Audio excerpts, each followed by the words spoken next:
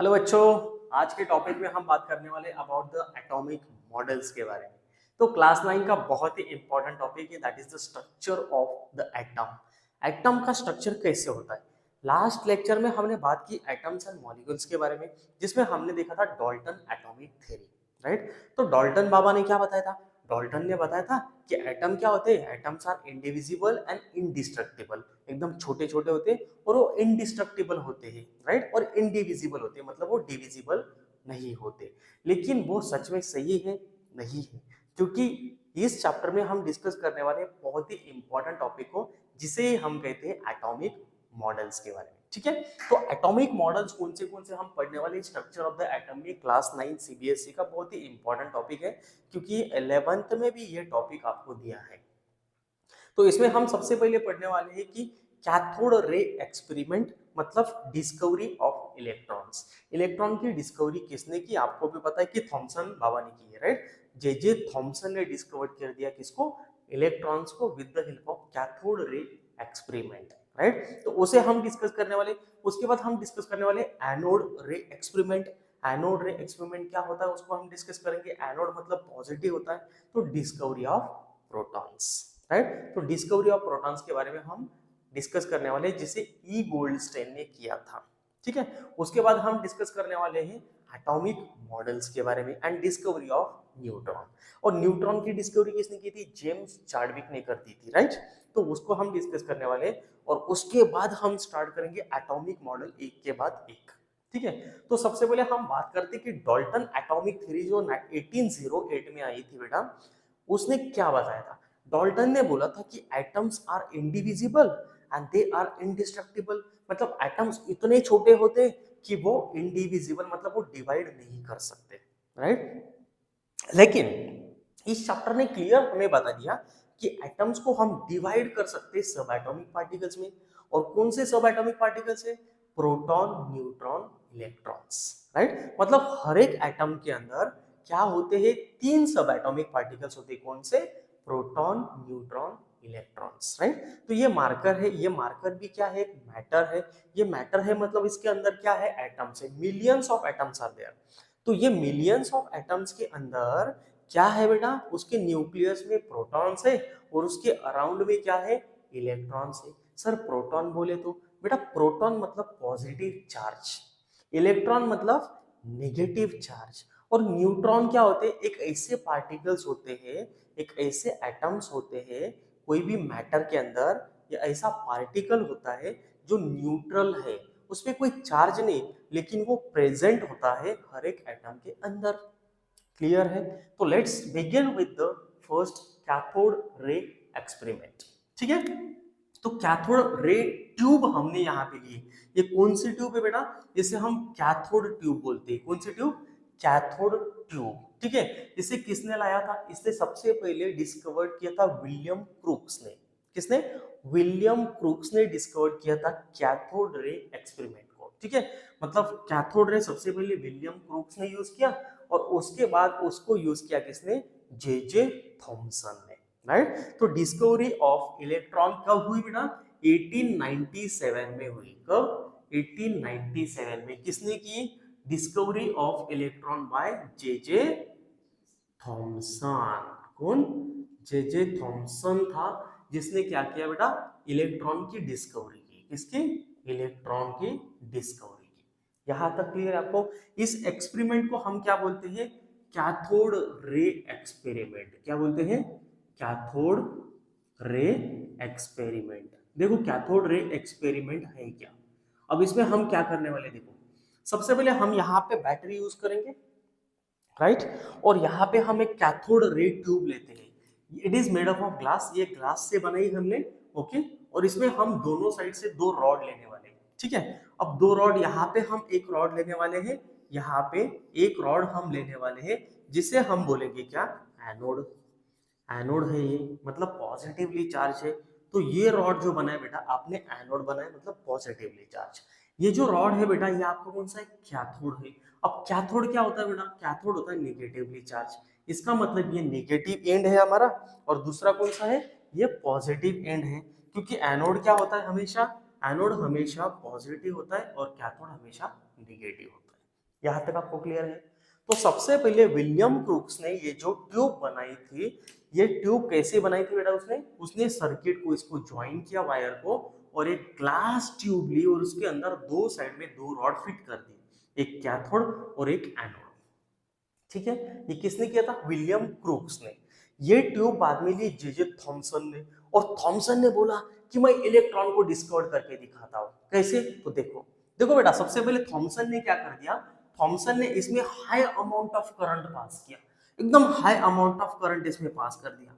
Current कितना पास किया बेटा? इसमें करंट उसने पास किया 10,000 वोल्ट। कितना पास किया? 10,000 वोल्ट इतना करंट पास कर दिया। High amount of current is pass through this discharge tube. Okay, और उसने क्या देखा कि इसमें, आपको पता है बेटा कि gases are poor conductor of electricity, मतलब गैसेस में इलेक्ट्रिसिटी फ्लो नहीं होती, राइट? बट आपको ये भी पता है कि अगर हम प्रेशर डिक्रीज कर दें और वोल्टेज हाई कर दें, क्या गैसेस के पार्टिकल्स इलेक्ट्रिसिटी कंडक्ट कर सकते हैं? यस, कर सकते हैं, राइट? इसीलिए तो हमने प्लाज्मा और बोस आइंस्टाइन का डिस्कवरी किया, राइट? तो इसका मतलब क्या करेंगे हम यहाँ पे प्रेशर को हम डिक्रीज कर देंगे।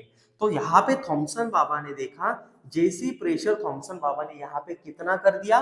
0.01 एटीएम, मतलब एटीएम मतलब एटमॉस्फेरिक प्रेशर। जब इसने प्रेशर को कम कर दिया, प्रेशर को कम कर दिया, थॉमसन बाबा ने क्या देखा कि जैसे प्रेशर कम करो और वोल्टेज हाई कर दो, this gases particle start flowing. Gases particle flow होना स्टार्ट हो गए बेटा वहां पे। तो जैसे गैसेस पार्टिकल फ्लो होना स्टार्ट हो गए, फिर से थॉमसन बाबा ने क्या कर दिया? और प्रेशर कम कर दिया। अब प्रेशर कितना किया थॉमसन बाबा ने? यहाँ पे कर दिया 0.001। तो जैसे ही थॉमसन ने प्रेशर यहाँ पे कम कर दिया और वोल्टेज को हाई कर दिया, what he observed that some particles start moving from negative to positive, मतलब कैथोड से एनोड की तरफ फ्लो करने लगे, मूव करने लगे, राइट? तो ये जो निगेटिवली चार्ज पार्टिकल्स है कैथोड, ये किधर जा रहे थे? एनोड की तरफ फ्लो करने लगे, राइट? और यहाँ पे थॉमसन बाबा ने एक स्क्रीन लगाई दी थी। क्या लगा दिया था? स्क्रीन लगा दी थी। एक स्क्रीन किससे मेड अप थी? ये जिंक सल्फाइड से बनी थी। किससे बनी थी? Zinc sulphide screen. ठीक है, जिंक सल्फाइड स्क्रीन वहां पे लगा दी थी। जैसे ये पार्टिकल्स मतलब ये alpha, what we called it, cathode rays, ये कैथोड रेज जैसे मूव करेंगे कैथोड से, ओरिजिनेट फ्रॉम कैथोड, ये हमारा कैथोड है, राइट? तो यहाँ से ओरिजिनेट करेंगे और एनोड की तरफ जाएंगे और एनोड पे कोलाइड हो जाएंगे। जैसे एनोड से यहाँ पे इस पे स्ट्राइक हो जाएंगे, ये जो कैथोड रेज है जैसे इस पे स्ट्राइक हो जाएंगे, तो यहाँ पे एक ग्रीन ग्लो आ जाएगा। क्या आ जाएगा? Green glow. तो आप यहाँ पे देखेंगे जैसे इसके अंदर इंसिडेंट होते हैं जिंक सल्फाइड स्क्रीन के ऊपर, ये जिंक सल्फाइड की क्या है? हमारी स्क्रीन है। इसके ऊपर जैसे इंसिडेंट हो जाएंगे, यहाँ पे ग्रीनिश कलर का लाइट लग जाएगा, ग्रीनिश लाइट। इसका मतलब क्या है? इसका मतलब ये है कि particles are moving, somewhere the particles are moving from cathode to anode. Getting my point? मतलब इसका मतलब क्या है कि कैथोड से एनोड की तरफ पार्टिकल्स मूव कर रहे थे और वो उनका एग्जिस्टेंस दिखा रहे थे कि they are negatively charge, that's why they are attracting towards the positive charge anode. बात समझ में आई? एनोड की तरफ जा रहे थे और जैसे वो स्ट्राइक करेंगे जिंक सल्फाइड स्क्रीन पे, तो ग्रीनिश कलर का लाइट मतलब ग्रीन ग्लो कर देंगे। तो उनसे एग्जिस्टेंस भी हमें मिल रहा था कि पार्टिकल्स का, हाँ सच में नेगेटिवली चार्ज पार्टिकल्स होते हैं। और ये किसने बता दिया? ये बता दिया थॉमसन बाबा ने। कब? 1897 में। इसने क्या बता दिया कि cathode rays are negatively charge and they travel from negative end from cathode to anode, but when the pressure is decreased and voltage is high, current को बढ़ा दो प्रेशर को कम कर दो, तो क्या करेगा? कैथोड फ्लो करना स्टार्ट कर देगा, नेगेटिव चार्ज पार्टिकल फ्लो करना स्टार्ट कर देंगे एनोड की तरफ। यहां तक आपको क्लियर है बेटा? अब आते हैं डिस्कवरी ऑफ प्रोटॉन। ठीक है, तो चलिए बच्चों, अभी हमने बात की थी कैथोड रे एक्सपेरिमेंट के बारे में। अब बात करते हैं anode ray experiment. Anode ray experiment होता क्या है बेटा? एनोड का मतलब होता है पॉजिटिव रेस। तो एनोड मतलब क्या? Protons, right. तो डिस्कवरी ऑफ प्रोटॉन, सबसे पहले हम बात करेंगे डिस्कवरी ऑफ प्रोटॉन्स के बारे में। मतलब प्रोटॉन की डिस्कवरी किसने कर दी बेटा? ई गोल्डस्टेन ने कर दी। किसने? ई गोल्डस्टेन ने। कब की इसने? देखो, ई गोल्डस्टेन, ई गोल्डस्टेन ये एक साइंटिस्ट था बेटा, जिसने 1886 में एक एक्सपेरिमेंट किया। इसने क्या एक्सपेरिमेंट किया? इसने एनोड रे एक्सपेरिमेंट कर दिया। मतलब कैथोड रे की जैसी एनोड रे होती है, उसमें भी दो एंड होते हैं। सिर्फ आपको डिफरेंस क्या दिखेगा? देखो, अब कैथोड में क्या हो रहा था? कैथोड से रेज आ रहे थे, एनोड की तरफ जा रहे थे, राइट। मतलब निगेटिव रेज आ रहे थे और पॉजिटिव की तरफ जा रहे थे, एनोड की तरफ। तो कैथोड रे मतलब negative charge and they are called electrons, right. अब एनोड रे एक्सपेरिमेंट में क्या होगा कि जो एनोड की रेज है, मतलब ये जो एनोड की रेज है यहाँ पे, ये एनोड की रेज क्या करेंगी? ट्रैवल करेंगी किसकी तरफ? कैथोड की तरफ। अब यहाँ पे देखो, पॉजिटिव लिखा है। पॉजिटिव मतलब क्या होता है? एनोड। मतलब ये कौन सी रेज है? एनोड रेज है। यहाँ तक क्लियर है आपको? अब ये कौन से रेज है बेटा? यहाँ पे क्या है? कैथोड। मतलब ये टर्मिनल हमारा कैथोड है, राइट, और ये एनोड है। अब जैसे हम क्या करेंगे, यहाँ पे high amount of current pass कर देंगे। क्या करेंगे? हाई अमाउंट ऑफ करंट इसे पास करेंगे। व्हाट यू विल ऑब्जर्व, जैसे हम करंट यहाँ पे कितना करते हैं? 10,000 वोल्ट इतना अगर करंट करते हैं, और इसका प्रेशर अगर हम कितना करते हैं? 0.01 इतना प्रेशर अगर हम यहाँ पे लगाते हैं, एटमॉस्फेरिक प्रेशर, तो what you will observe, anode rays start travelling towards cathode. इसका मतलब ये जो एनोड रेज है, ये इधर स्टार्ट हो जाएंगे फ्लो करना, बराबर। मतलब ये एनोड रेज क्या करेंगे? इस तरह से इधर फ्लो करना स्टार्ट कर देंगे, और ये स्ट्राइक कर देंगे कहाँ पे? कैथोड के ऊपर। मतलब ये एनोड रेज पॉजिटिव से निकलेंगे, originate from anode and goes toward cathode. और जैसे कैथोड पे यहाँ पे स्ट्राइक हो जाएंगे, यहाँ पे पीछे हमने एक स्क्रीन लगाई। कौन सी स्क्रीन लगाई? जिंक सल्फाइड की स्क्रीन लगाई, बराबर। तो ये क्या करेंगे? एनोड जैसे ही यहाँ पे स्ट्राइक हो जाएंगे किसके ऊपर? जिंक सल्फाइड स्क्रीन के ऊपर। जैसे ही स्ट्राइक हो जाएंगे इस स्क्रीन के ऊपर, कौन सी स्क्रीन के ऊपर? जिंक सल्फाइड स्क्रीन के ऊपर, ये यहाँ पे रेड ग्लो दे देगा। कौन सा? रेड ग्लो दे देगा। इसका मतलब ये है कि some particles are coming from anode, right. ये एनोड से आ रहे हैं और यहाँ पे स्ट्राइक कर रहे हैं और रेड ग्लो दे रहे हैं। जैसे स्ट्राइक करेगा रेड ग्लो दे देगा, चमकेगा एकदम रेड की जैसे, राइट। तो इससे ये पता चला कि some rays are coming from anode side also. जैसे हमने कैथोड में देखा था, कैथोड से रेज आते हैं, इधर एनोड से रेज आते हैं, राइट। तो इससे ये समझ में आया कि anodes are positively charge. And who discovered this?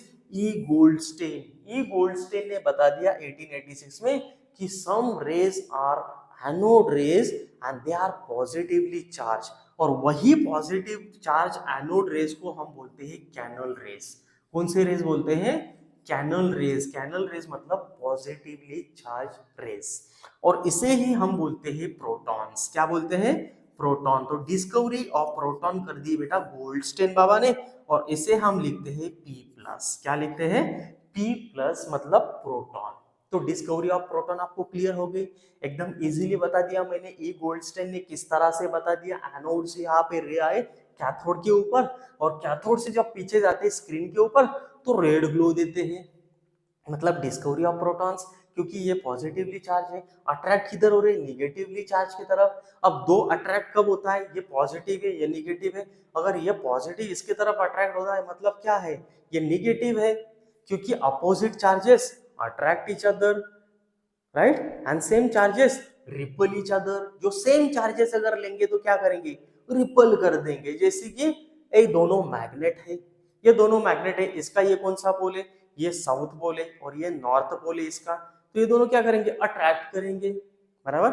अब आपने क्या कर दिया? इसका भी साउथ पोल ले लिया, ये साउथ पोल है, ये साउथ पोल है। क्या करेंगे? अब रिपल कर देंगे, एक दूसरे को दूर भगाएंगे। क्लियर है? बात समझ में आई? तो ये है एनोड रे एक्सपेरिमेंट। नेक्स्ट देखते हैं डिस्कवरी ऑफ न्यूट्रॉन। तो न्यूट्रॉन की डिस्कवरी किसने कर दी बेटा? न्यूट्रॉन की डिस्कवरी कर दी किसने? जेम्स चाडविक ने। किसने कर दी? James Chadwick. जेम्स चाडविक ने बता दिया बेटा क्या? न्यूट्रॉन। न्यूट्रॉन क्या होते हैं? एक ऐसे पार्टिकल्स थे कि जो पार्टिकल्स इधर भी मूव नहीं कर रहे थे, इधर भी मूव नहीं कर रहे थे। मतलब जेम्स चाडविक ने बता दिया बेटा कि थर्ड नंबर के सब एटॉमिक पार्टिकल होते एक एटम के अंदर, और वो एटम के अंदर वो कौन से होते हैं, न्यूट्रॉन होते हैं, और ये क्या होते हैं, चार्जलेस, मतलब इस पे कोई भी चार्ज नहीं होता। सो we can say they are chargeless और नो चार्ज, राइट। ये किसने बता दिया, जेम्स चाडविक ने बता दिया। कब बता दिया बेटा, 1932 में। कब बता दिया, 1932 में जेम्स चाडविक ने बताया। 3 नंबर का सब एटॉमिक पार्टिकल होता है एटम के अंदर, जो पॉजिटिव भी नहीं होता, निगेटिव भी नहीं होता, लेकिन एटम के अंदर होता है, तो उसे ही हम बोलते हैं न्यूट्रॉन। यहां तक क्लियर है। आते हैं नेक्स्ट कंसेप्ट पे। देखो यहाँ पे, तो चलो बच्चों स्टार्ट करते हैं कि एटम के अंदर 3 सब एटॉमिक पार्टिकल होते हैं। कितने, 3 सब एटॉमिक पार्टिकल्स होते हैं, सब एटॉमिक पार्टिकल्स। तो वो कौन से होते हैं आपको भी पता है। सबसे पहला कौन सा होता है, प्रोटॉन। अभी हमने देखा प्रोटॉन मतलब एनोड रेस, राइट। सेकंड कौन सा होता है, इलेक्ट्रॉन। तो इलेक्ट्रॉन क्या होता है बेटा, निगेटिवली चार्ज, राइट। और तीसरा होता है न्यूट्रॉन। न्यूट्रॉन में क्या होता है, वहां पे कोई चार्ज नहीं होता, राइट, उसपे कोई चार्ज नहीं होता। यहां तक आपको क्लियर है। तो प्रोटॉन को हम क्या लिखेंगे, यहाँ पे लिखेंगे पॉजिटिवली चार्ज, राइट। इलेक्ट्रॉन को क्या लिखेंगे हम, नेगेटिवली चार्ज, और यहाँ पे कोई चार्ज नहीं होगा। तो अगर यहाँ पे अगर हम चार्ज लिखेंगे, चार्ज, राइट, तो प्रोटॉन पे चार्ज क्या होता है, +1, इलेक्ट्रॉन पे चार्ज क्या होता है, -1, इस पे क्या चार्ज होता है, 0 होता है बेटा। क्या होता है, 0 चार्ज होता है, राइट। अब मास की बात करते हैं, मास कितना होता है प्रोटॉन, न्यूट्रॉन और इलेक्ट्रॉन का। तो प्रोटॉन का मास कितना होता है बेटा, 1.67 इंटू 10⁻⁻27 kg। कितना होता है, 1.67 इंटू 10⁻⁻27 kg, इतना मास होता है किसना, प्रोटॉन का। इलेक्ट्रॉन का मास कितना होता है बेटा, इलेक्ट्रॉन का मास होता है 9.10 इंटू 10⁻⁻31 kg। कितना होता है, 9.10 इंटू 10⁻⁻31 kg, इतना मास होता है, ठीक है। और ये प्रोटॉन का मास हमेशा क्या होता है, पॉजिटिव, राइट। अब न्यूट्रॉन का मास क्या होगा बेटा, यहाँ पे न्यूट्रॉन का मास होता है सेम लाइक अ प्रोटॉन, मतलब प्रोटॉन के इतना ही मास होता है, थोड़ा सा स्लाइटली ज्यादा होता है।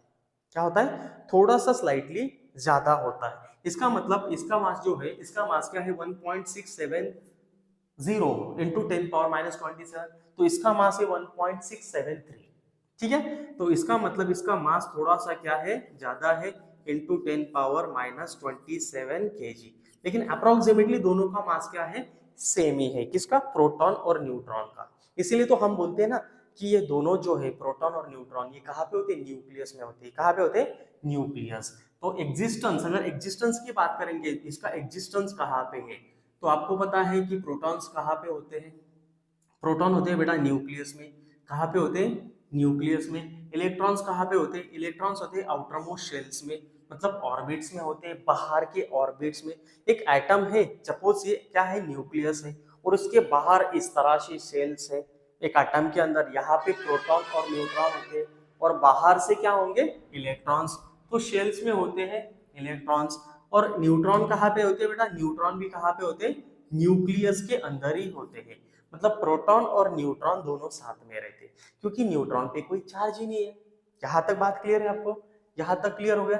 अब सिंबल की अगर बात करेंगे, तो प्रोटॉन का सिंबल क्या है, मैंने आपको बता दिया कि प्रोटॉन क्या होता है, P+, राइट। इलेक्ट्रॉन का सिंबल क्या है बेटा, E-, और न्यूट्रॉन का सिंबल क्या है, हम N लिखते हैं। क्या लिखते हैं, N। मतलब ये तीनों सिंबल है, ठीक है, प्रोटॉन, न्यूट्रॉन और इलेक्ट्रॉन्स के। यहां तक क्लियर है आपको। अब आते हैं कि इससे भी एक बात समझ में आई कि हर एक एटम के अंदर 3 सब एटॉमिक पार्टिकल्स होते तो है, लेकिन एक्चुअल में उनका एग्जिस्टेंस कहाँ पे होता है, वो दिखते कैसे हैं, एक्चुअल में वो होते कहाँ पे, और उसका वर्क कैसे करता है एटम के अंदर, तो वही हमें डिटेल में देखना है। इसलिए थॉमसन बाबा ने सबसे पहले एटॉमिक मॉडल दे दिया, Thomson atomic model, that is what we called watermelon model. Watermelon, तरबूज, तरबूज पता है, तो तरबूज का मॉडल दे दिया सबसे पहले किसने, थॉमसन बाबा ने। उसको डिस्कस करते हैं, देखो अब देखो, ठीक है। तो चलो बच्चों अब स्टार्ट करते हैं एटॉमिक मॉडल्स के बारे में। बेटा डिफरेंट डिफरेंट साइंटिस्ट आए, डिफरेंट डिफरेंट साइंटिस्ट ने 18th सेंचुरी के बाद क्या किया, डिस्कवरी स्टार्ट कर दी। सबसे पहले जो साइंटिस्ट थे बेटा, आपने सुना है कि कत्तेयामा, उससे पहले ऋषि कनत थे, राइट। उनको ही हम कनत ने क्या बोला था, पदार्थ बोला था, मतलब मैटर बोला था, राइट। उसके अंदर क्या होते हैं, एटम होते हैं, मतलब पार्टिकल्स होते हैं। उसके बाद बहुत सारे साइंटिस्ट आए, उन्होंने भी कुछ अलग अलग थ्योरीज वहां पे दे दी। लेकिन सबसे पहले इंपॉर्टेंट महर्षि कनात के बाद भी, उसके कत्यामा के बाद भी बहुत सारे साइंटिस्ट ने बताया कि एटम क्या होता है, मैटर होता है, मैटर क्या होता है, पदार्थ होता है, पदार्थ क्या होता है, पार्टिकल्स होता है, पार्टिकल क्या होते हैं, इंडिविजिबल होते हैं, राइट। बहुत सारी थ्योरीज आई। लेकिन 18th सेंचुरी में सबसे स्टार्ट हुआ ओरिजिन थॉमसन एटॉमिक मॉडल से। थॉमसन एटॉमिक मॉडल ने कुछ ऐसे प्रूफ दे दिए थे कि एटम के अंदर होता क्या क्या है, ठीक है।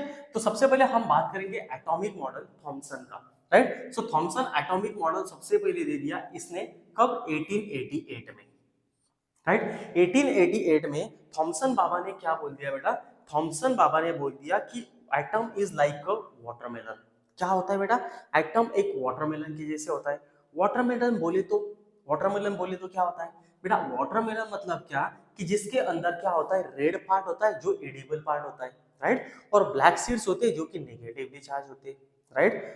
यहां तक आपको क्लियर है कि एटम के अंदर क्या क्या होता है, ठीक है, वो उसने बता दिया। 1898 में बनाया था, 1898, ठीक है। तो सबसे पहला पॉइंट क्या है हमारा, कि ये जो वाटरमेलन है, Thomson atomic model is also called as watermelon model. कौन सा मॉडल है, वाटरमेलन मॉडल भी बोला जाता है इसे, राइट, या प्लम पुडिंग मॉडल भी बोलते हैं। कौन सा मॉडल बोलते हैं इसको हम, और plum pudding model, plum pudding model.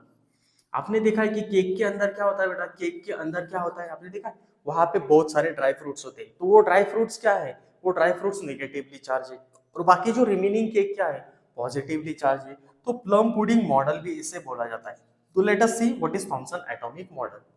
बेटा थॉमसन एटॉमिक मॉडल मतलब एक वाटरमेलन के जैसे होता है। इसके अंदर ये जो पार्ट पार्ट है, ये पार्ट क्या है, पॉजिटिवली चार्ज। और ये जो निगेटिव दिख रहा है आपको, ये ब्लैक सीड्स क्या है, दे आर नेगेटिवली चार्ज। इसका मतलब दे क्या है, दे आर नेगेटिवली चार्ज, मतलब black seeds are negatively charge. एक एटम के अंदर थॉमसन ने क्या बोल दिया कि नेगेटिवली चार्ज ब्लैक सीड्स होते हैं, और रेड पार्ट जो होता है वो क्या होता है, पॉजिटिवली चार्ज।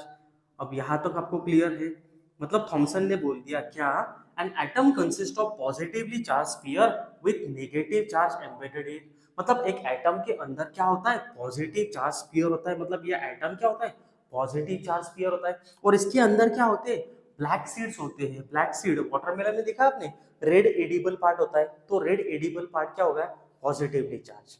और उसके अंदर ब्लैक सीड्स है, तो ब्लैक सीड्स क्या है, नेगेटिवली चार्ज, राइट। यहां तक क्लियर है। ये किसने बता दिया, थॉमसन ने। और वो negative charge embedded in the atom अंदर होते। सेकंड पॉइंट क्या बता दिया, the negative and positive charges balance each other. ये नेगेटिव और पॉजिटिव चार्जेस क्या करते हैं बेटा, एक दूसरे को बैलेंस करते हैं, that is why atom is neutral. तो थॉमसन ने क्या बोल दिया बेटा, कि ये पॉजिटिव और नेगेटिव चार्जेस एक दूसरे को एटम के अंदर बैलेंस करते हैं। तो ये एक दूसरे को जैसे ही बैलेंस करते हैं बेटा, तो एटम क्या है, इलेक्ट्रिकली न्यूट्रल है। ये किसने बता दिया, थॉमसन एटॉमिक मॉडल ने। लेकिन कुछ ड्रॉबैक्स है बेटा, कुछ लिमिटेशंस है, कि जिसकी वजह से थॉमसन एटॉमिक मॉडल को फेल कर दिया गया। क्यों फेल कर दिया गया, फर्स्ट पॉइंट, फर्स्ट लिमिटेशन है बेटा, ये जो एटॉमिक मॉडल था ये थ्योरेटिकल एटॉमिक मॉडल था। So what you have to write, आपको फर्स्ट लिखना है कि Thomson atomic model was theoretical model. एक थ्योरेटिकल मॉडल की तरह ही बता रहा था कि एटम के अंदर रेड एडिबल पार्ट मतलब पॉजिटिव होता है, ब्लैक सीड्स नेगेटिवली चार्ज होते हैं, इसलिए एटम स्टेबल है। लेकिन बेटा एग्जैक्ट पोजीशन कहाँ पे है, एग्जैक्ट प्लेस कहाँ पे इलेक्ट्रॉन्स और प्रोटॉन्स का, उसके बारे में कोई इंफॉर्मेशन नहीं थी थॉमसन एटॉमिक मॉडल में। सेकंड बात, ये थ्योरेटिकली पूरा बता रहा था। थर्ड जो इंपॉर्टेंट बात है, there is no exact place of nucleus and shells.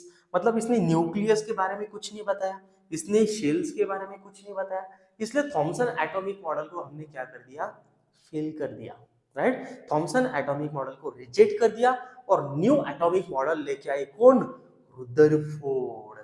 तो इसलिए तो हम बोलते हैं ना कि Rutherford atomic model is a very important atomic model.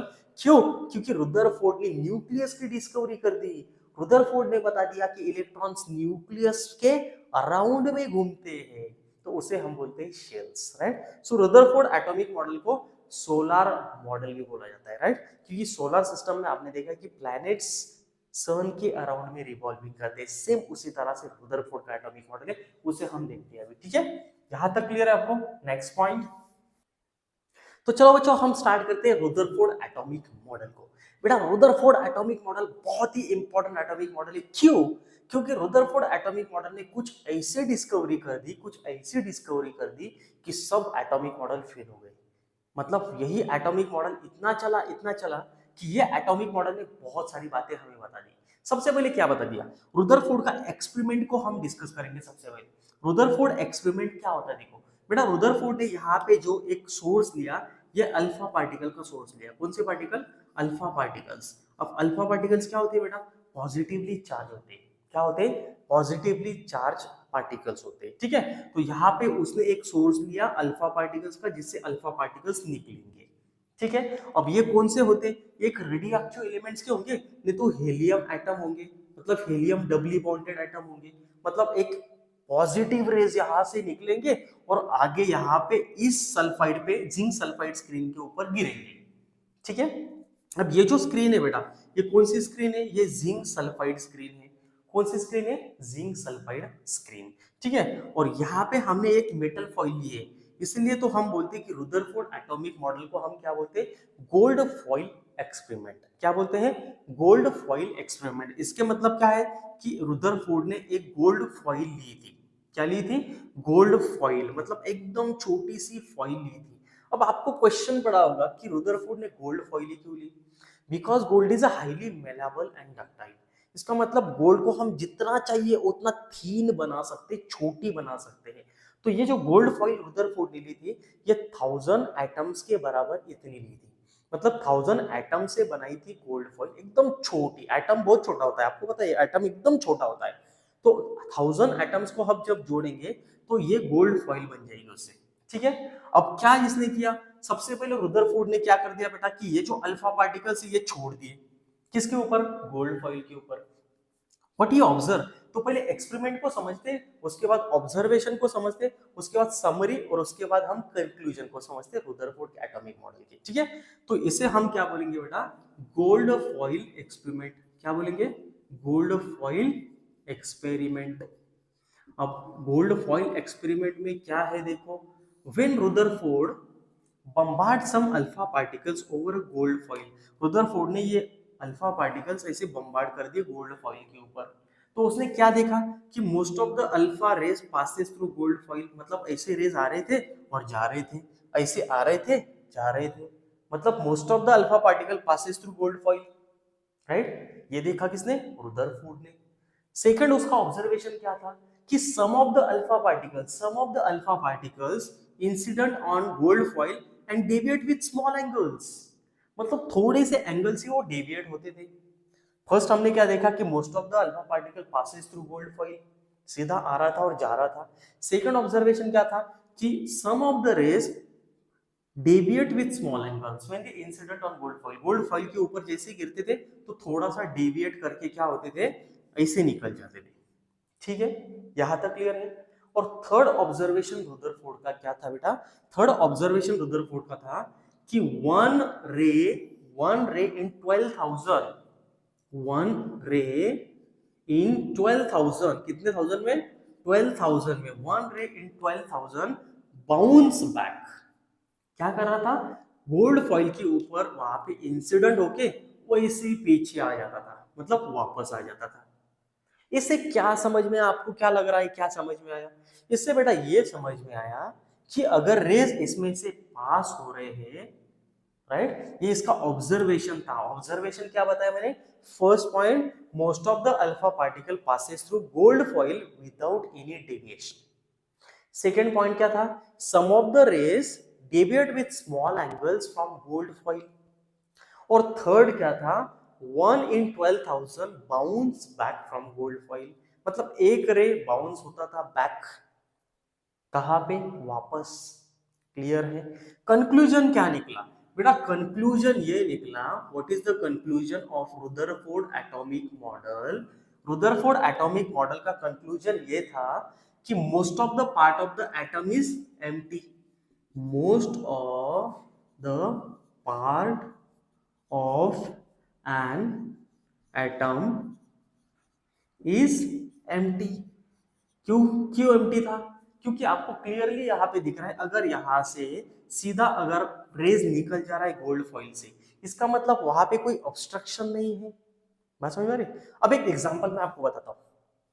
Door open कर दिया आपने, आपके हाथ में कुछ पत्थर है, ऐसे एक्सपेरिमेंट करना नहीं बेटा घर का। क्या करना है कि डोर ओपन है, आपने पत्थर को मारा, डोर से बाहर चला गया, दूसरा लिया फिर मारा, बाहर चला गया, तीसरा लिया फिर मारा, बाहर चला गया। क्या हो रहा है? क्योंकि वहां पे स्पेस है ना, एम्प्टी स्पेस, इसलिए तो क्या हो रहा है, अल्फा पार्टिकल सीधे चले जा रहे हैं। बात समझ में आ रही? अब आपने क्या किया, विंडोज की तरफ गया, विंडोज को ओपन कर दिया, बाहर से ग्रिल होता है बराबर। अब आपने एक पत्थर मारा, बाहर चला गया जहां पे होल्स थे, दूसरा मारा, बाहर चला गया, लेकिन तीसरे नंबर का पत्थर जैसे मारा आपने, ग्रिल के ऊपर लग गया और वो वापस आ गया। राइट? एक तो वो अंदर गिरेगा, नहीं तो बाहर गिरेगा, लेकिन डेविएट विथ स्मॉल एंगल्स। बात समझ में आ रही? इसका मतलब क्या है बेटा, कि अगर ये यहाँ पे स्पेस है और आपने यहाँ से पत्थर मारा, चला गया, पत्थर मारा, चला गया, और ये पत्थर इस पे लग गया और इधर गिर गया, डेविएट हो गया स्मॉल एंगल से, और एक पत्थर सीधा गया, इस पे लग गया और पीछे आ गया। बात समझ में आ रही? तो इसका मतलब क्या है कि मोस्ट ऑफ द जो पार्ट है एटम का एम्प्टी होता है, इसलिए वो सीधा जा रहा है। ये किसका कंक्लूजन है? उसका, रुदरफोर्ड का। ये ऑब्जर्वेशन और कंक्लूजन हमें समझ में आ रहा है। सेकंड नंबर क्या है बेटा? सेकंड ये है कि some of the alpha particle deviates with small angle. इसका मतलब they are going near to the nucleus. मतलब वहां पे क्या है, न्यूक्लियस में क्या होता है, पॉजिटिव चार्ज होता है। सपोज अब ये गोल्ड फॉइल है, ये गोल्ड फॉइल का मैं यहाँ पे एटम्स निकालता हूँ। अब ये इसके गोल्ड फॉइल के एटम्स है, क्या है, एटम्स है। हमने बात की थी कि 1000 एटम्स इतना गोल्ड फॉइल लिया था। अब ये यहाँ पे सेंटर है, ये न्यूक्लियस का, ये न्यूक्लियस है हर एक एटम का। हर एक एटम को न्यूक्लियस होता है, राइट, सेंटर होता है।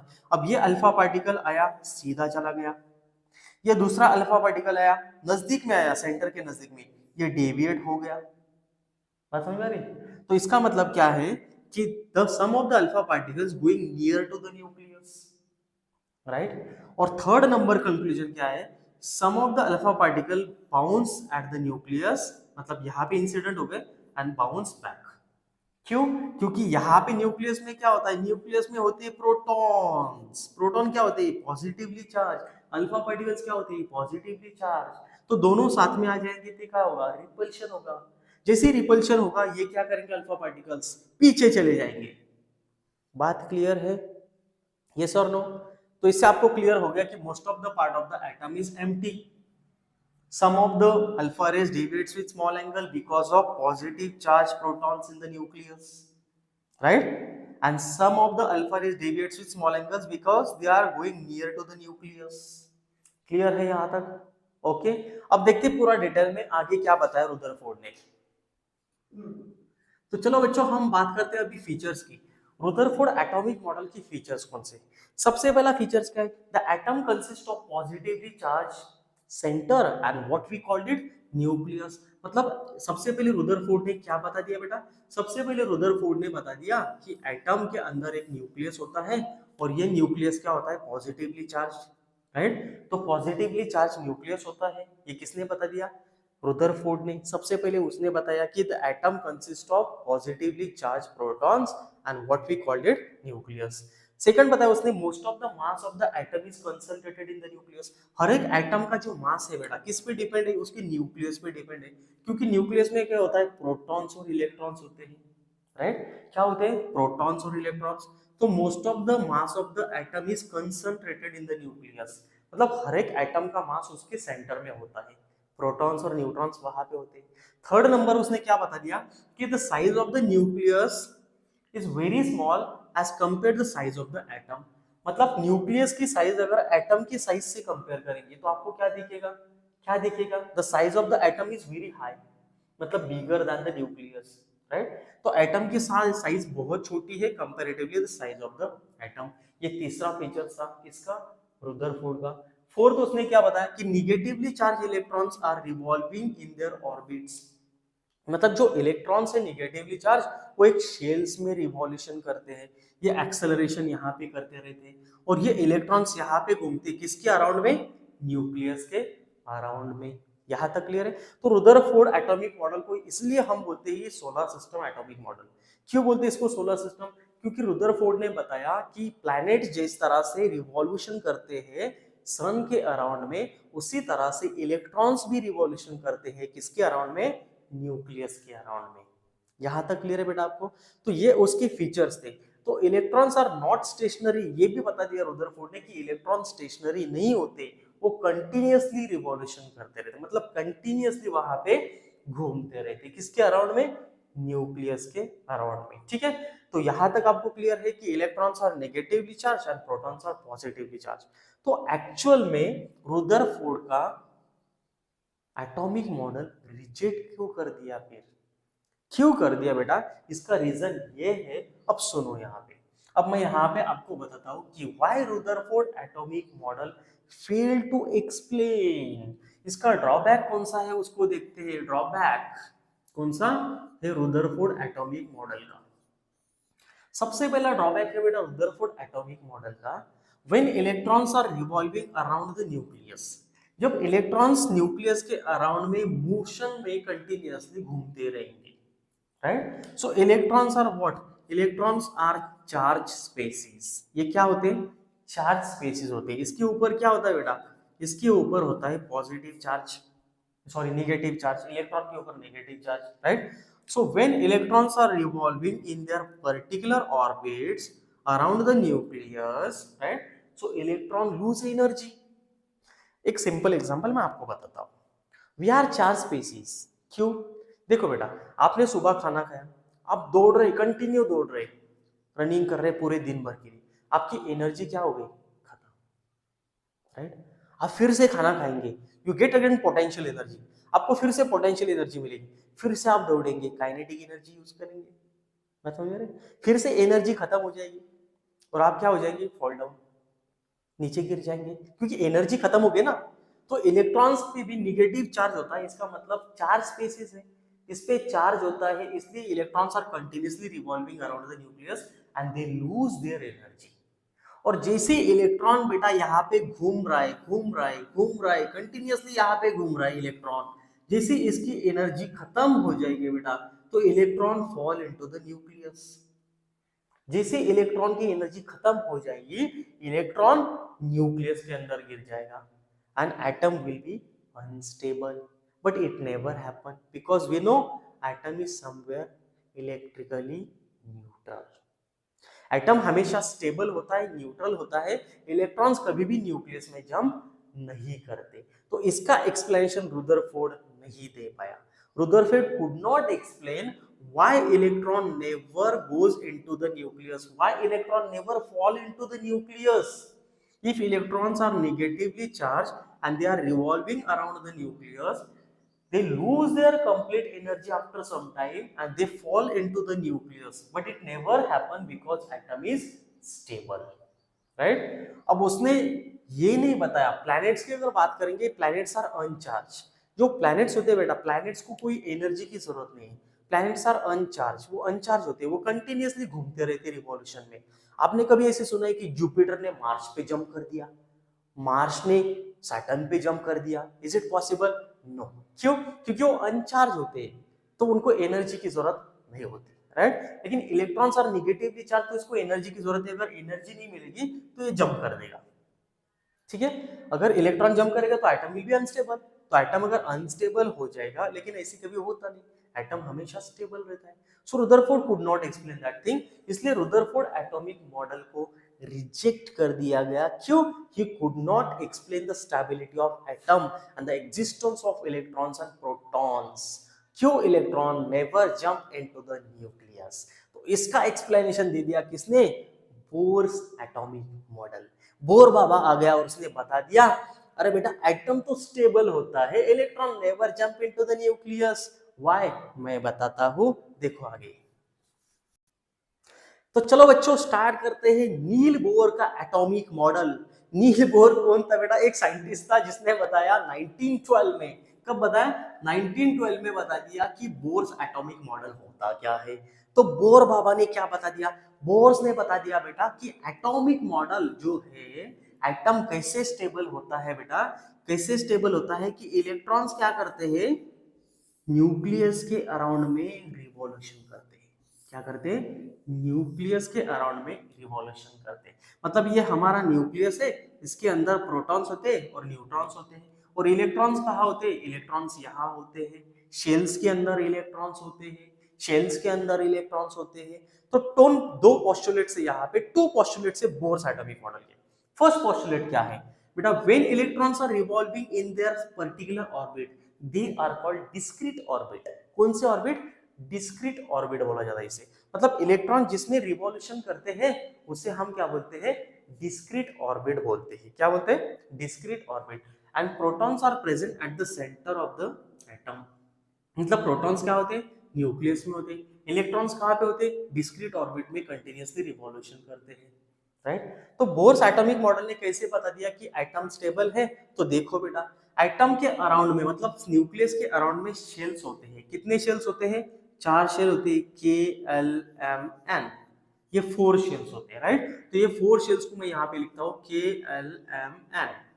अब इसने क्या बता दिया बोर एटॉमिक मॉडल ने? सबसे पहली बात क्या बताई? Electrons are revolving in their particular orbits and that we call discrete orbit. इसे डिस्क्रीट ऑर्बिट बोला जाता है। सेकंड उसने क्या बताया कि फर्स्ट शेल कंटेन 2 इलेक्ट्रॉन्स। इसमें कितने इलेक्ट्रॉन होते हैं? 2 ही इलेक्ट्रॉन होते हैं फर्स्ट शेल में। Second shell contain 8 electrons, third shell contain 18 electrons and fourth shell contain 32 electrons, right. यहां तक क्लियर है आपको? अब उसने आगे क्या बताया कि बोर्स एटॉमिक मॉडल ने आगे बताया कि first orbit, first shell contain 2 electrons, so that we called ground state. क्या बताया उसने? Ground state of electron. मतलब जो ये फर्स्ट शेल है बेटा हमारा, ये फर्स्ट शेल, ये फर्स्ट शेल को हम क्या बोलते हैं? ये ग्राउंड स्टेट बोलते हैं। क्या बोलते हैं? Ground state of electron, right. या हम बोल सकते हैं लो एनर्जी शेल। क्या बोल सकते हैं इसको? लो एनर्जी शेल भी बोल सकते हैं, लो एनर्जी शेल। क्यों? क्योंकि इसमें सिर्फ 2 ही इलेक्ट्रॉन है। आप ठीक से देखो, लो एनर्जी शेल बोलेंगे हम इसे। क्यों? क्योंकि उसमें 2 ही इलेक्ट्रॉन है, ठीक है। अब ये जो ऑर्बिट है, ये लास्ट नंबर का कौन सा? एन। एन में कितने हैं? 32। अरे वाह, बहुत ज्यादा इलेक्ट्रॉन है, राइट। तो इसे हम बोलेंगे excited state of electron, excited state of electrons. क्यों? क्योंकि इसमें देखो 32 इलेक्ट्रॉन से, बहुत ज्यादा इलेक्ट्रॉन से। तो हम यहाँ पे लिखेंगे इसमें कितने होते हैं? 2। इसमें कितने होते हैं बेटा? 8। इसमें कितने होते हैं? 18। इसमें कितने होते हैं? 32। ठीक है, यहाँ तक क्लियर है? अब बोर बाबा ने क्या बता दिया कि जो रुदरफोर्ड को पूछा था, when electrons are revolving they could jump into the nucleus and atom will be unstable. लेकिन बोर ने बता दिया when the electrons are revolving in their particular orbit they do not radiate energy। इसका मतलब electron जब एक particular orbits में revolution कर रहे हैं तब वो एनर्जी लूज नहीं करते, राइट। इसका मतलब electron does not absorb energy और lose energy when they are revolving in their particular orbits. Second point उसने बताया when electron wants to jump from outer orbit to inner orbit. जब electron को jump करना है outer orbit से inner orbit में, right, तो इलेक्ट्रॉन क्या करेंगे? यहाँ पे हाई अमाउंट ऑफ एनर्जी है। When electron jump from inner to outer orbit they loses energy. तो यहाँ पे इलेक्ट्रॉन क्या करेगा? एनर्जी को लूज कर देगा और क्या करेगा? जंप कर देगा इनर ऑर्बिट में। अब जहां पे यहाँ पे 2 इलेक्ट्रॉन्स है, if electron wants to jump from inner to outer, इसको एनर्जी की जरूरत है बिकॉज यहाँ पे 2 इलेक्ट्रॉन से, देखो यहाँ पे 2 इलेक्ट्रॉन से, यहाँ पे 8 इलेक्ट्रॉन से, एनर्जी कम है। तो इस टाइम पे इलेक्ट्रॉन क्या करेगा? Electron absorb energy and jump from inner orbit to outer orbit, right, inner orbit to outer orbit. तो इससे एटम स्टेबल है, ये कैसे समझ में आया? देखो कैसे समझ में आया बेटा। एक एग्जांपल मैं आपको बताता हूँ। ये कंडक्टर है, राइट। अब ये कंडक्टर के अंदर क्या होते हैं बेटा? ये कंडक्टर के अंदर इलेक्ट्रॉन्स होते हैं। क्या होते हैं? इलेक्ट्रॉन्स होते हैं। क्या होते हैं? इलेक्ट्रॉन्स होते हैं। जब ये इलेक्ट्रॉन्स इसमें से फ्लो करेंगे, right, electrons collar down one another, मतलब इलेक्ट्रॉन एक दूसरे के ऊपर क्या कर देंगे? जंप करेंगे, जंप करेंगे, जंप करेंगे, बराबर। लेकिन ऐसे कभी होता है कि इलेक्ट्रॉन ये वायर से बाहर चला गया, अरे देखो ये इलेक्ट्रॉन सारे वायर से बाहर आ रहे हैं, ऐसे कभी होता है नहीं। मतलब एटम को नहीं छोड़ता, लेकिन एटम के अंदर इलेक्ट्रॉन जंप करता है। जैसे एटम के अंदर इलेक्ट्रॉन एक दूसरे पे कोलाइड करेंगे, ये इसका वायर का टेम्परेचर बढ़ जाएगा, हॉट हो जाएगा। बात समझ में आ रही? तो इसी तरह से इलेक्ट्रॉन्स हमेशा आउटर टू इनर जंप करते, इनर टू आउटर जंप करते, but they never ever jump into the nucleus.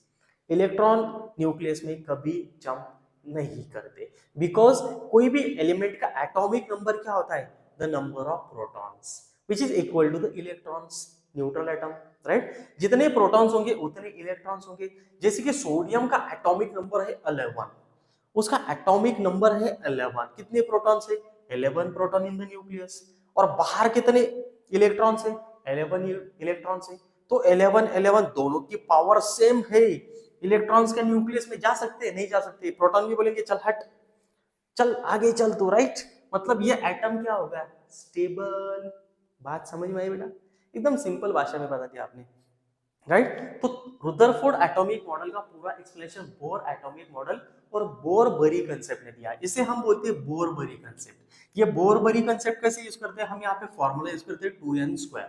अब 2n² फर्स्ट शेल हमें निकालनी है, कैसे निकालेंगे, 2 into first shell, shell first है ना के, तो हम लिखेंगे 1 का square, that is what 2, right? And मतलब नंबर ऑफ शेल्स क्या होता है, नंबर ऑफ शेल, कितने शेल है वहां पे, राइट? अब 2 into सेकंड शेल है, मतलब ये सेकंड शेल है L, तो हम लिखेंगे 2 का स्क्वायर, यहाँ पे आ जाएगा 8। बात समझ में आ रही? अब थर्ड शेल है 2 into थर्ड शेल मतलब M, तो 3 स्क्वायर इट विल कम 18। बात समझ में आई? 2 into what 4 square it will come 32। मतलब फर्स्ट शेल में 2 इलेक्ट्रॉन्स और फोर्थ शेल में 32 इलेक्ट्रॉन। इसे हम क्या करते हैं, बोर-बरी कंसेप्ट, मतलब distribution of electrons in the shells. लेकिन बोर एटॉमिक मॉडल कैसे स्टेबल बता रहा है, क्योंकि उसने क्या बताया कि electrons are revolving in their particular orbits and that we call energy level और orbit level, right? That we call discrete level, discrete shells बोलते हैं, right? And that is why atom is stable, it never jump from one orbit to into the nucleus. ठीक है, यहां तक clear है? आते हैं नेक्स्ट कंसेप्ट पे कि कैरेक्टरिस्टिक्स कौन से सब एटॉमिक पार्टिकल के, एटॉमिक नंबर क्या होता है, मास नंबर क्या, उसको भी डिस्कस करते हैं। ठीक है, तो देखो यहाँ पे, तो चलो बेटा, अभी हमने बात की बोर्स एटॉमिक मॉडल को, अब देखते हैं थोड़े से कुछ एलिमेंट के डिस्ट्रीब्यूशन ऑफ इलेक्ट्रॉन्स। अब इलेक्ट्रॉन्स कहाँ होते हैं ये तो आपको क्लियर होगा कि शेल्स के अंदर इलेक्ट्रॉन्स होते हैं, राइट? तो अब एक एग्जांपल लेते हैं हम सोडियम मेटल का। अब सोडियम का जो एटॉमिक नंबर है बेटा, इसका एटॉमिक नंबर है 11। कितना है, 11 इसका एटॉमिक नंबर है, राइट? एटॉमिक नंबर हमें कंसेप्ट है आगे, लेकिन इसको पहले समझ लेते कि इलेक्ट्रॉन्स कैसे लिखते हैं। ठीक है, अब आपने यहाँ पे क्या निकाला, ये न्यूक्लियस है और इसके अराउंड में क्या है, ये शेल्स है, तो यहाँ पे आपने शेल्स निकाल लिए, राइट? अभी हमने बात की थी कि कितने शेल्स होते हैं, 4, K L M N, बराबर। इसकी कैपेसिटी क्या होती है, फर्स्ट में 2 इलेक्ट्रॉन्स हम फिल कर सकते हैं, मतलब उसकी कैपेसिटी 2 इलेक्ट्रॉन की, 2 से ज्यादा नहीं फिल कर सकते। ठीक है, सेकंड की है 8, थर्ड की है 18 और फोर्थ की है 32। ठीक है, यहाँ पे 8 भी इलेक्ट्रॉन्स हम फिल कर सकते हैं, थर्ड में 8 भी कर सकते हैं, अगर 8 इलेक्ट्रॉन से मतलब वो स्टेबल है। ठीक है, अब बात करते हैं सोडियम के पास कितने प्रोटॉन्स है, प्रोटॉन है इसके पास 11, तो यहाँ पे प्रोटॉन 11, राइट? इसके पास न्यूट्रॉन, न्यूट्रॉन हमें लिखने की जरूरत नहीं, हमें क्या निकालना है, डिस्ट्रीब्यूशन ऑफ इलेक्ट्रॉन्स। ठीक है, अब प्रोटॉन्स 11 है तो इसके अंदर इलेक्ट्रॉन भी कितने हैं, 11 होंगे।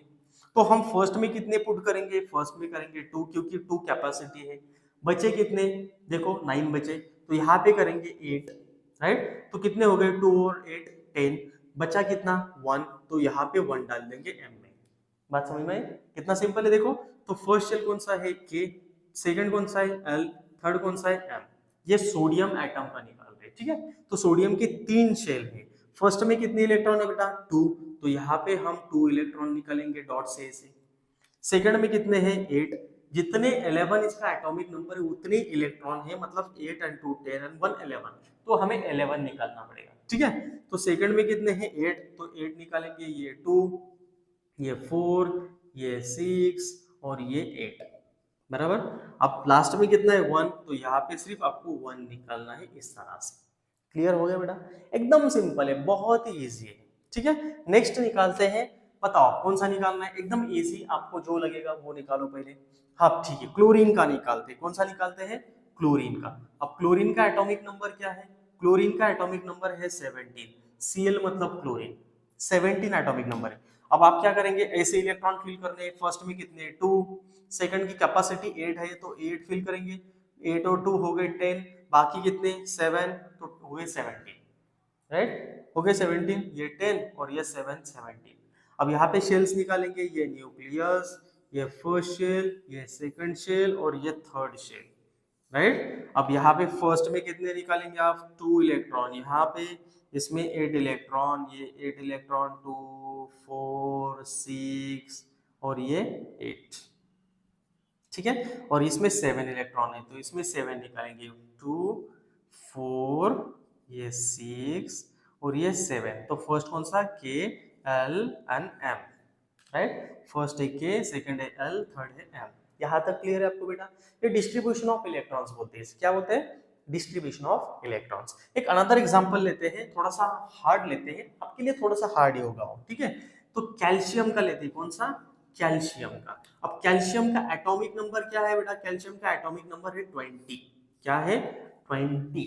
अब यहाँ पे क्या करेंगे देखो, अब यहाँ पे मैंने आपको बताया 2 8, यहाँ पे 18, 18 की जगह पे 8 भी फिल कर सकते हैं, ठीक है। तो फर्स्ट में फिल करेंगे हम 2, सेकंड में करेंगे 8, हो गए 10, कितने बचे 10, 20 एटॉमिक नंबर है तो यहाँ पे लिखेंगे 8, यहाँ पे 10 नहीं लिखेंगे, कितने लिखेंगे 8 और यहाँ पे लिखेंगे 2, हो गए टोटल 20।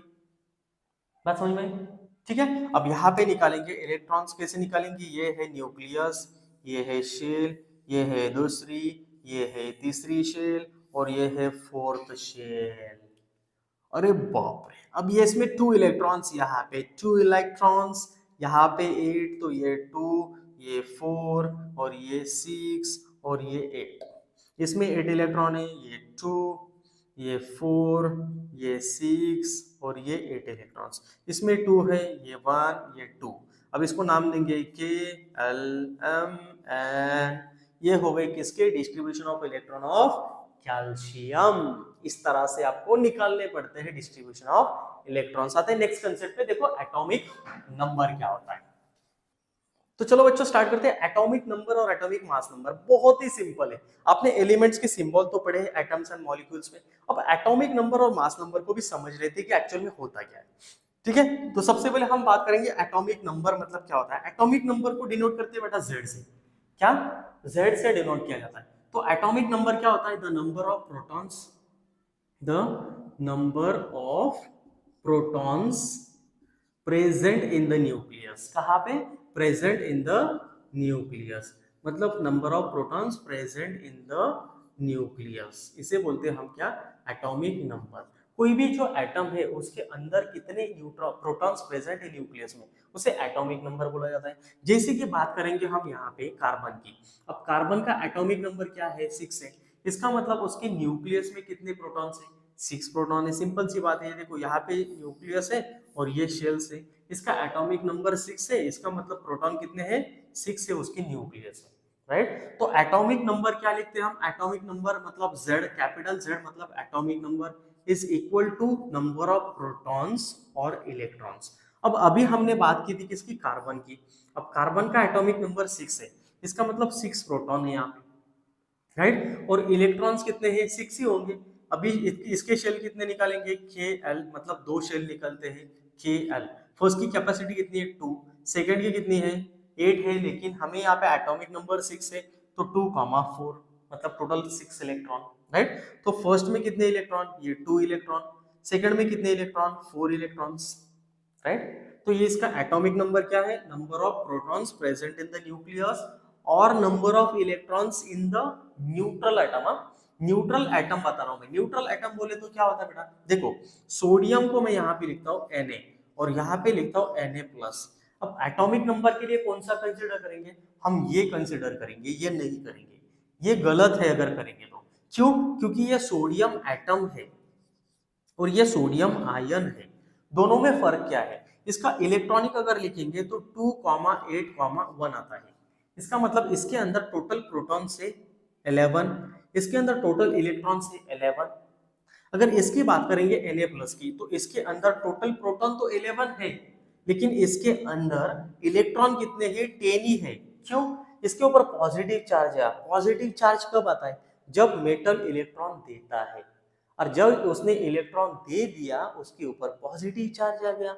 अगर इसके ऊपर पॉजिटिव चार्ज आ गया तो यहाँ पे 10 इलेक्ट्रॉन्स हो गए, इसका एटॉमिक नंबर 11 है, तो इलेक्ट्रॉन यहाँ पे कंसीडर नहीं करेंगे। इसलिए मैंने क्या बोला कि number of electrons in neutral atom, ये न्यूट्रल है, ये न्यूट्रल नहीं है। क्लियर है? इसे बोलते हैं एटॉमिक नंबर। तो एटॉमिक नंबर का फॉर्मूला क्या है? Z=P, right? और E न्यूट्रल एटम है तो ओके। आते हैं एटॉमिक मास नंबर पे। बेटा एटॉमिक मास नंबर होता है, atomic mass number equals to proton plus neutron, proton plus neutron. अब जैसे कि एक एग्जांपल लेते हैं, कार्बन का एटॉमिक नंबर है 6 और कार्बन का एटॉमिक मास नंबर है 12। ये आपको कैसे समझ में आया? देखो बेटा, ये न्यूक्लियस है, ये न्यूक्लियस के अंदर क्या होते हैं? प्रोटॉन्स और न्यूट्रॉन्स होते हैं, बराबर। अब प्रोटॉन कितने हैं? 6 है। कार्बन के न्यूक्लियस में न्यूट्रॉन कितने हैं? 6 है। अभी हमने बात की थी प्रोटॉन प्लस न्यूट्रॉन, ठीक है। तो एटॉमिक मास नंबर जो है कार्बन का 12 है, इसका मतलब 6 प्रोटॉन है उसके अंदर और 6 क्या है? न्यूट्रॉन है, इसलिए उसका मास नंबर क्या है? 12 है, बराबर। अब बात करते हैं सपोज सोडियम का। सोडियम का एटॉमिक मास नंबर क्या होगा? आप बताओ जरा। आप बोल देंगे सर 11 एटॉमिक नंबर है, मास नंबर 12 हो जाएगा, राइट? आप क्या बोलेंगे? सर एटॉमिक नंबर तो 11 है, मास नंबर 22 हो जाएगा, डबल हो जाएगा प्रोटॉन प्लस न्यूट्रॉन। नहीं, गलत है। क्यों? देखो सोडियम, बेटा सोडियम का एटॉमिक नंबर 11 है, लेकिन इसके न्यूक्लियस में प्रोटॉन्स 11 है, न्यूट्रॉन 12 है, राइट? तो एटॉमिक मास नंबर कैसे निकालेंगे सोडियम का? सोडियम का प्रोटॉन प्लस न्यूट्रॉन, तो इसके प्रोटॉन कितने हैं? 11, इसका न्यूट्रॉन कितना है? 12। कितना मिल रहा है आपको? 23। इसका मतलब सोडियम का एटॉमिक मास है 23। बात समझ में आ रही है? मतलब नंबर ऑफ न्यूट्रॉन्स डिफरेंट हो सकते हैं, प्रोटॉन्स डिफरेंट नहीं होंगे, न्यूट्रॉन्स डिफरेंट हो सकते हैं, ठीक है। उसके न्यूक्लियस में न्यूट्रॉन्स डिफरेंट हो सकते हैं। आपको अगर किसी ने क्वेश्चन पूछा कि किसके एटम के न्यूक्लियस में न्यूट्रॉन्स नहीं होते, तो एक बात याद रखना कि हाइड्रोजन के न्यूक्लियस में न्यूट्रॉन्स नहीं होते, हाइड्रोजन के न्यूक्लियस में न्यूट्रॉन्स नहीं होते। यहां तक आपको क्लियर है? ठीक है, आते हैं नेक्स्ट कंसेप्ट में। देखो तो चलो बच्चों स्टार्ट करते हैं। आइसोटोप्स और आइसोबार बहुत ही इंपॉर्टेंट कंसेप्ट है, बहुत बार एग्जाम में आता है। इसको इंपॉर्टेंस क्यों दिया जाता है? क्योंकि इसमें एक समझ में आता है हमें कि एक ही एलिमेंट के दो मासेस होते हैं। How is it possible? Yes possible है बेटा, क्योंकि इसके अंदर क्या होता है कि इसकी केमिकल प्रॉपर्टीज तो सेम होती है, लेकिन उसकी फिजिकल प्रॉपर्टीज डिफरेंट होने की वजह से, डिफरेंट नंबर ऑफ न्यूट्रॉन्स होने की वजह से उसके एटॉमिक मासेस दो होते हैं, ठीक है। तो एक बात करते हैं आइसोटोप्स क्या होता है। Isotopes have a same atomic number but different atomic mass number, मतलब सेम एटॉमिक नंबर होगा दोनों का और डिफरेंट एटॉमिक मासेस होंगे। जैसे कि कुछ एग्जांपल हम यहाँ पे लेने वाले हैं। एग्जांपल लेते हैं कार्बन का। अब ये कार्बन का एटॉमिक नंबर 6 है, इस कार्बन का एटॉमिक नंबर भी 6 है, इसका मास नंबर है बेटा 14, इसका मास नंबर है 12। मतलब इसमें आपको क्या दिख रहा है कि atomic numbers are same but different atomic masses, एक ही एलिमेंट के दो एटॉमिक मासेस। कैसे पॉसिबल है सर? बता तो बेटा कैसे पॉसिबल है। देखो ये मार्कर है और ये एक हमारे पास नैपकिन है, ठीक है। Both are made up of carbon, दोनों भी कार्बन से बने, हमारी बॉडी भी कार्बन से बनी है, बराबर। लेकिन तीनों की प्रॉपर्टी सेम है क्या? फिजिकल प्रॉपर्टीज नहीं है। केमिकल प्रॉपर्टीज सेम है, यस। अगर हम तीनों को जला देंगे बेटा तो तीनों से क्या निकलेगा? Carbon dioxide. मतलब क्या है? इसके अंदर कार्बन है लेकिन तीनों की फिजिकल प्रॉपर्टीज डिफरेंट है। तो हम क्या बोल सकते हैं? Isotopes have the different physical properties but same chemical properties. जैसे कि डायमंड है, बहुत चमकता है, बहुत चमकता है, राइट। और दूसरा है कोल। कोल क्या है? एकदम ब्लैक कलर का होता है, चीप होता है, नॉट एक्सपेंसिव। लेकिन दोनों किससे बने हैं? कार्बन से बने हैं। तो दोनों की फिजिकल प्रॉपर्टीज अलग है लेकिन केमिकल प्रॉपर्टीज सेम है। दोनों को जला के देखो कार्बन डाइऑक्साइड मिलेगा। तो हम क्या बोल सकते हैं कि they have same chemical properties but different physical properties. Second point क्या है? Same atomic number but different atomic mass number. ये मास नंबर है या एटॉमिक नंबर है? यहां तक क्लियर है आपको? और एग्जांपल लेते हैं यहाँ पे, कार्बन का एग्जांपल आपको क्लियर हो गया, मतलब same atomic number but different atomic mass number, ठीक है। सेकंड एग्जांपल है ऑक्सीजन। ऑक्सीजन के भी एटॉमिक मासेस डिफरेंट हो सकते हैं, जैसे कि एटॉमिक नंबर इसका 8 है, इसका मास नंबर 16 है। ऑक्सीजन का एटॉमिक नंबर 8 है, मास नंबर 18 है। इसका मतलब क्या है कि oxygen also showing the different atomic masses. Oxygen का एटॉमिक नंबर 8 है, इसका मास नंबर 17 है। तो ये भी एक एग्जांपल है किसका, आइसोटोप्स का। 16, 17, 18 ऑक्सीजन दिखाता है एटॉमिक नंबर्स, मास नंबर्स, राइट। और एक एग्जांपल लेते हैं बेटा हाइड्रोजन। हाइड्रोजन का भी एग्जांपल है प्रोटियम, ड्यूटेरियम, ट्रिटियम। इसका मतलब ये हाइड्रोजन के तीनों के एटॉमिक नंबर तो सेम है, लेकिन इसके मासेस देखो आप, इसका 1 है, इसका 2 है, इसका 3 है। इसे हम बोलते हैं बेटा प्रोटियम। क्या बोलते हैं, प्रोटियम। ये फर्स्ट नंबर प्रोटियम है, सेकंड ड्यूटेरियम है और थर्ड है ट्रिटियम। तो मैंने आपको बोला था कि हाइड्रोजन के एटम में न्यूट्रॉन्स नहीं होते। फर्स्ट नंबर प्रोटियम के न्यूक्लियस में न्यूट्रॉन्स नहीं होते, इसलिए एक ही प्रोटॉन होता है, इसलिए इसका मास 1 है। लेकिन हमारा कंसेप्ट क्या है, isotopes, same atomic number, different atomic masses. Clear हो गया, बहुत ही सिंपल था, right. Same physical chemical properties but different physical properties, same number of protons but different number of neutrons. Clear है। आते हैं नेक्स्ट आइसोबार में। बेटा आइसोबार क्या होता है, सेम एटॉमिक मासेस। इसके एटॉमिक मास तो सेम होते हैं, लेकिन एटॉमिक नंबर डिफरेंट होते हैं, डिफरेंट एटॉमिक नंबर्स। जैसे कि कुछ एग्जांपल्स है आर्गन और कैल्शियम। अब आर्गन की अगर बात करेंगे तो इसका एटॉमिक नंबर 18 है, आप पीरियोडिक टेबल में देखो। कैल्शियम का एटॉमिक नंबर है 20, लेकिन इसका मास नंबर अगर आप देखेंगे, इसका मास नंबर है 40 और इसका मास नंबर 40 है। तो इसका मतलब क्या है, is isobars having the different chemical properties. दोनों एलिमेंट सेम है क्या, नहीं है। तो दोनों की केमिकल प्रॉपर्टीज डिफरेंट है, दोनों की फिजिकल प्रॉपर्टीज डिफरेंट है, दोनों के नंबर ऑफ प्रोटॉन्स भी डिफरेंट है और दोनों की न्यूट्रॉन्स भी डिफरेंट है, राइट। हमारा कंसेप्ट क्या है, isobar, same atomic mass number but different atomic number, जिनके मास नंबर सेम होते हैं लेकिन डिफरेंट एटॉमिक नंबर्स होते हैं। यहां तक क्लियर है बेटा, एकदम सिंपल और सीधा कंसेप्ट है। अनदर एग्जांपल है बेटा, एग्जांपल है यहाँ पे नाइट्रोजन और कार्बन का। अब कार्बन का एटॉमिक नंबर 6 है और नाइट्रोजन का 7 है। नाइट्रोजन का मास है बेटा 14 और कार्बन का देखो यहाँ पे 14 वाला भी है। तो ये दोनों क्या हो गए एक दूसरे के आइसोबार। क्या बोलेंगे इसे हम, आइसोबार। यहाँ तक क्लियर है बेटा, ओके। यूजेस आपको बता देता हूँ आइसोटोप्स के। आइसोटोप्स के यूजेस कहाँ पे करते हैं आपको ओरली बता देता हूँ, एकदम इजी इजी।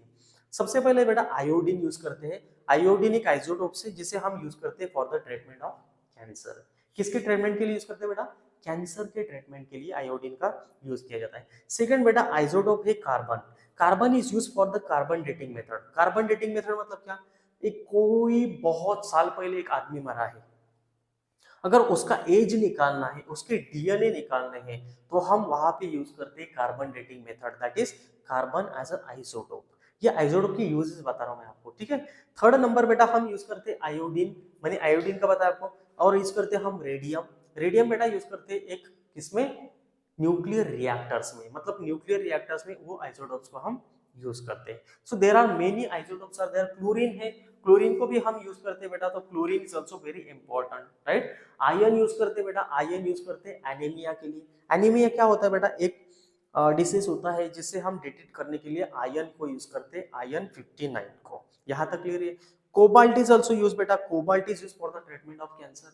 कोबाल्ट यूज किया जाता है ट्रीटमेंट ऑफ कैंसर के लिए, राइट। फास्फोरस को भी यूज किया जाता है। Phosphorus is also use for the detecting the many disease like leukaemia. Leukaemia को डिटेक्ट करने के लिए हम वहां पे फास्फोरस को यूज करते हैं। होप आपको क्लियर हो गया होगा यूजेस ऑफ आइसोटोप्स, आपने लिखा भी होगा, नहीं तो आप थोड़ा सा रिपीट कर दीजिए और वहां पे देख लीजिए कि uranium use for nuclear reactor, iodine use for treatment of goitre, thyroid, right.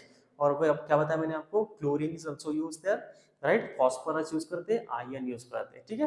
तो ये सब यूजेस है किसके, आइसोटोप्स के। यहाँ तक क्लियर हो गया आपको। वैलेंसी बहुत ही इंपॉर्टेंट कंसेप्ट था, आपको भी पता है वैलेंसी क्या होता है। लास्ट नंबर में जो इलेक्ट्रॉन्स होते हैं उसे हम वैलेंसी बोलते हैं, मतलब the combining capacity of electrons in the last orbit, that we called valency. की एग्जांपल मैं आपको बता देता हूं, जैसे कि सोडियम मेटल है, सोडियम मेटल की वैलेंसी क्या है, इसका एटॉमिक नंबर है 11। तो वैलेंसी कैसे निकालेंगे, 2, 8, 1, इसकी वैलेंसी है 1। क्यों, क्योंकि वैलेंसी मतलब क्या, the combining capacity of an electrons in the last orbit. इसमें 7 इलेक्ट्रॉन ये ले नहीं सकता, एक इलेक्ट्रॉन को दे देगा, तो उसे हम बोलते हैं क्या, वैलेंसी। लास्ट ऑर्बिट में जो इलेक्ट्रॉन्स होते हैं वो वैलेंस इलेक्ट्रॉन होते हैं और उसे हम बोलते हैं क्या, वैलेंसी। ठीक है, लेकिन वैलेंस इलेक्ट्रॉन्स और वैलेंसी में बहुत फर्क है। वैलेंसी मतलब क्या होता है, जैसे क्लोरीन की वैलेंसी 7 है, उसको एक इलेक्ट्रॉन की जरूरत है, राइट, तो उसकी वैलेंसी 1 हो जाएगी। यहां तक क्लियर है बेटा? ओके, नेक्स्ट टॉपिक में हम डिटेल में डिस्कस करने वाले पीवाईक्यूज को और एनसीईआरटी और एनसीईआरटी एग्जाम्पलर और जो भी क्वेश्चंस बैंक है पूरे डिटेल में डिस्कस करते हैं एटम्स एंड मॉलिक्यूल्स और स्ट्रक्चर ऑफ द एटम पे, क्योंकि एटम्स और मॉलिक्यूल्स में बहुत सारे न्यूमेरिकल्स भी आते हैं, तो उसे भी डिटेल में डिस्कस करते हैं। तब के लिए शुक्रिया, थैंक यू सो मच। आप देखते रहिए, मैं आपको कंटिन्यू वीडियो डालता रहूँगा।